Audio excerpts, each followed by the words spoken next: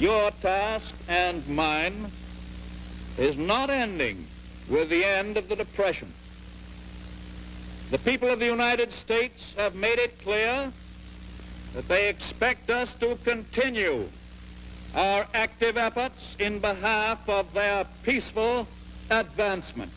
In that spirit of endeavor and service, I greet the 75th Congress of the United States at the beginning of this auspicious new year. Our men are fighting alongside their United Nations allies because they know, as we do, that the aggression in Korea is a part of the attempt of the Russian communist dictatorship to take over the world step by step. We must be joined by the capability and resolution of nations that have proved themselves dependable defenders of freedom. Isolation from them invites war. Our security is also enhanced by the immeasurable interest that joins us with all peoples who believe that peace with justice must be preserved, that wars of aggression are crimes against humanity. Another truth is that our survival in today's world requires modern, adequate, dependable military strength. Our nation has made great strides in assuring a modern defense, so armed in new weapons, so deployed, so equipped, that today our security force is the most powerful in our peacetime history. Each day the crises multiply. Each day their solution grows more difficult. Each day we draw nearer the hour of maximum danger as weapons spread and hostile forces grow stronger. I feel I must inform the Congress that our analysis over the last 10 days make it clear that in each of the principal areas of crisis, the tide of events has been running out and time has not been our friend. Unfortunately, many Americans live on the of hope. Some because of their poverty, and some because of their color, and all too many because of both. Our task is to help replace their despair with opportunity.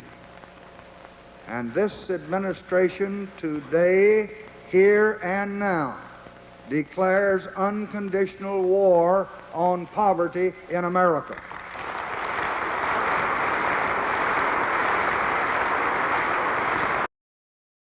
Mr. Speaker, and Mr. President, my distinguished colleagues and our guests, I would like to add a personal word with regard to an issue that has been of great concern to all Americans over the past year. I refer, of course, to the investigations of the so-called Watergate affair. As you know, I have provided to the special prosecutor voluntarily a great deal of material. I believe that I have provided all the material that he needs to conclude his investigations and to proceed to prosecute the guilty and to clear the innocent. I believe the time has come to bring that investigation and the other investigations of this matter to an end. 1 year of Watergate is enough.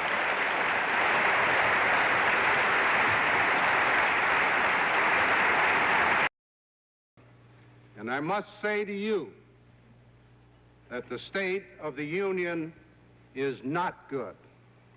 Millions of Americans are out of work. Recession and inflation are eroding the money of millions more. Prices are too high and sales are too slow. This year's federal deficit will be about $30 billion. Next year's probably $45 billion. The national debt will rise to over $500 billion. Our plant capacity and productivity are not increasing fast enough. We depend on others for essential energy. Some people question their government's ability to make hard decisions and stick with them. They expect Washington politics as usual.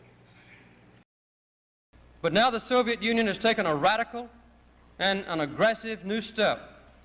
It's using its great military power against a relatively defenseless nation. The implications of the Soviet invasion of Afghanistan could pose the most serious threat to the peace since the Second World War. The vast majority of nations on earth have condemned this latest Soviet attempt to extend its colonial domination of others and have demanded the immediate withdrawal of Soviet troops. The Muslim world is especially and justifiably outraged by this aggression against an Islamic people. No action of a world power has ever been so quickly and so overwhelmingly condemned. But verbal condemnation is not enough. The Soviet Union must pay a concrete price for their aggression. And tonight, I want to speak directly to America's younger generation, because you hold the destiny of our nation in your hands. With all the temptations young people face, it sometimes seems the allure of the permissive society requires superhuman feats of self-control. But the call of the future is too strong, a challenge too great to get lost in the blind alleyways of dissolution, drugs, and despair. Never has there been a more exciting time to be alive, a time of rousing wonder and heroic achievement. As they said in the film Back to the Future, where we're going, we don't need roads. I mean to speak tonight of big things, of big changes and the promises they hold, and of some big problems, and how together we can solve them and move our country forward as the undisputed leader of the age. And we gather tonight at a dramatic and deeply promising time in our history and in the history of man on earth. For in the past 12 months, the world has known changes of almost biblical proportions. And even now, months after the failed coup that doomed a failed system, I'm not sure we've absorbed the full impact, the full import of what happened. But communism died this year. And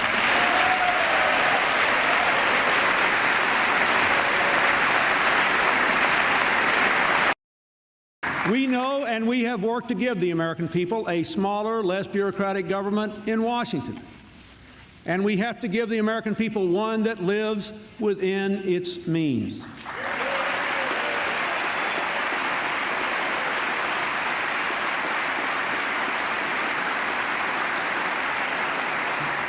The era of big government is over.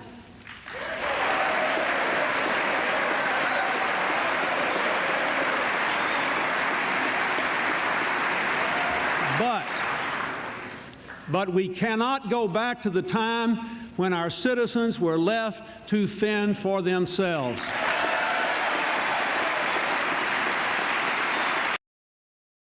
Iraq continues to flaunt its hostility toward America and to support terror. The Iraqi regime has plotted to develop anthrax and nerve gas and nuclear weapons for over a decade. This is a regime that has already used poison gas to murder thousands of its own citizens, leaving the bodies of mothers huddled over their dead children. This is a regime that agreed to international inspections, then kicked out the inspectors. This is a regime that has something to hide from the civilized world. States like these and their terrorist allies constitute an axis of evil, arming to threaten the peace of the world. By seeking weapons of mass destruction, these regimes pose a grave and growing danger. They could provide these arms to terrorists, giving them the means to match their hatred. They could attack our allies or attempt to blackmail the United States. In any of these cases, the price of indifference would be catastrophic. We will work closely with our coalition to deny terrorists and their state sponsors the materials, technology, and expertise to make and deliver weapons of mass destruction. I see you, the American people, and in your daily acts of citizenship, I see our future unfolding. I see it in the worker on the assembly line who clocked extra shifts to keep his company open, and the boss who pays him higher wages instead of laying him off. I see it in the dreamer who stays up late at night to finish her science project, and the teacher who comes in early. That's the America I know. That's the country we love. Clear-eyed, big-hearted, undaunted by challenge, optimistic that unarmed truth and unconditional love will have the final word. That's what makes me so hopeful about our future. I believe in change because I believe in you, the American people. And that's why I stand here as confident as I have ever been that the state of our union is strong. An economic miracle is taking place in the United States, and the only thing that can stop it are foolish wars, politics, or ridiculous partisan investigations.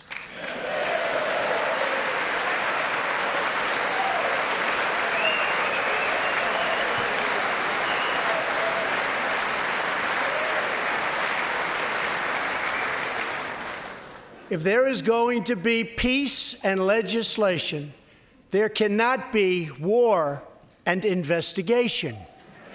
It just doesn't work that way. Our spirit is still young. The sun is still rising. God's grace is still shining. And my fellow Americans, the best is yet to come. Thank you, God bless you, and God bless America. Thank you very much.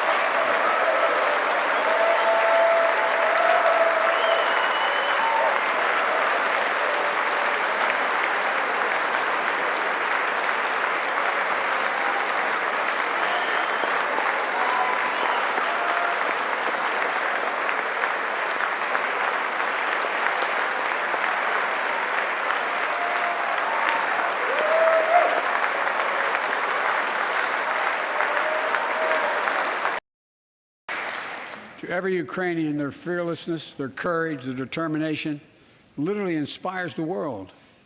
Groups of citizens blocking tanks with their bodies, everyone from students to retirees to teachers, turned soldiers defending their homeland.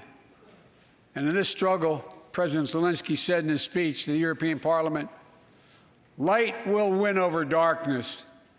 The Ukrainian ambassador to the United States is here tonight, sitting with the First Lady. Let each of us, if you're able to stand and send an unmistakable signal to the world of Ukraine. Thank you. Thank you, thank you, thank you.